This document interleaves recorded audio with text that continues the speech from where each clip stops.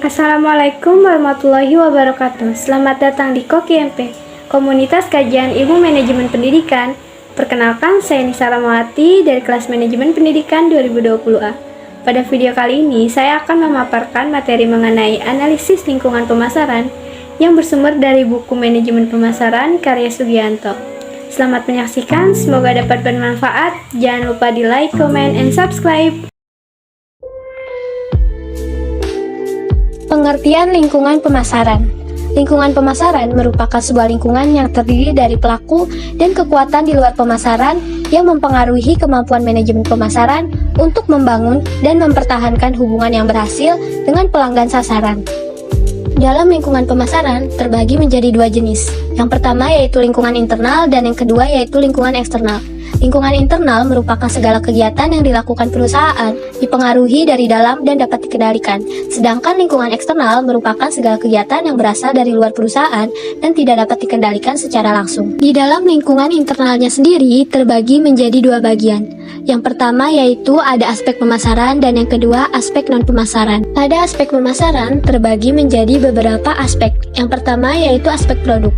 Nah, setiap perusahaan harus memiliki perencanaan yang baik dalam memproduksi barang atau jasanya. Dan yang kedua yaitu mengenai aspek harga.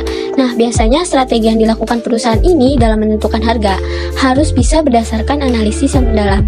Dan yang ketiga yaitu aspek promosi. Nah, promosi yang dilakukan itu biasanya dengan cara memberitahukan kelebihan produk, keunikan, jenis produk, dan sebagainya. Dan yang terakhir yaitu distribusi. Nah, pada sebuah tempat untuk bisa memasarkan suatu produk biasanya itu harus strategis. Nah, biasanya semakin strategis tempat tersebut, maka semakin juga meningkat nih penjualan produk-produk yang dilakukan oleh perusahaan itu.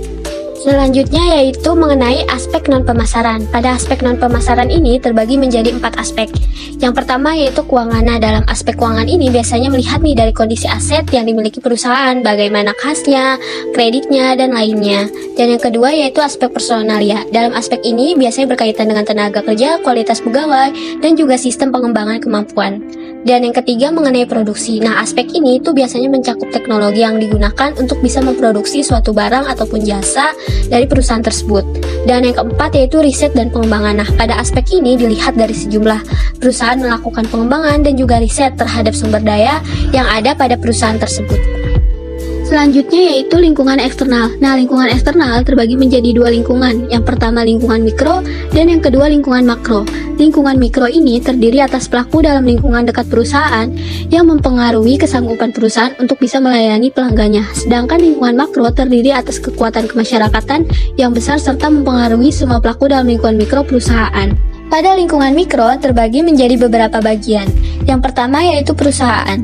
Semua bagian dalam perusahaan seperti bagian produksi, bagian keuangan, bagian penelitian, dan bagian logistik sangat berpengaruh terhadap rencana dan tindakan bagian pemasaran. Dan yang kedua yaitu pemasok. Pemasok merupakan perusahaan atau individu yang menyediakan sumber-sumber daya yang dibutuhkan oleh perusahaan dan para pesaingnya dalam memproduksi barang atau jasa. Yang ketiga yaitu marketing intermediaris. Nah, pada marketing intermediaris ini merupakan perusahaan yang membantu perusahaan di dalam mempromosikan, menjual, dan menyalurkan produk kepada konsumen. Yang keempat yaitu konsumen. Nah, konsumen bagi suatu perusahaan merupakan orang yang sudah memakai dan orang yang akan memakai produk perusahaan itu. Yang kelima yaitu pesaing. Nah, pesaing ini merupakan segala sesuatu yang telah dan akan menjadi lawan penawaran suatu perusahaan yang diperhitungkan oleh konsumen. Dan yang terakhir yaitu publik. Nah, publik ini merupakan suatu kelompok yang mempunyai kepentingan atau pengaruh keberhasilan suatu organisasi untuk mencapai tujuannya. Sedangkan lingkungan makro terdiri menjadi beberapa bagian juga. Yang pertama yaitu ada demografis, yang kedua ekonomi, dan yang ketiga alam, yang keempat teknologi, dan yang kelima politik, serta yang terakhir yaitu budaya. Dan berikut daftar referensi yang saya gunakan dalam materi ini. Sekian materi yang dapat saya sampaikan. Semoga bermanfaat bagi kita semua. Terima kasih. Wassalamualaikum warahmatullahi wabarakatuh.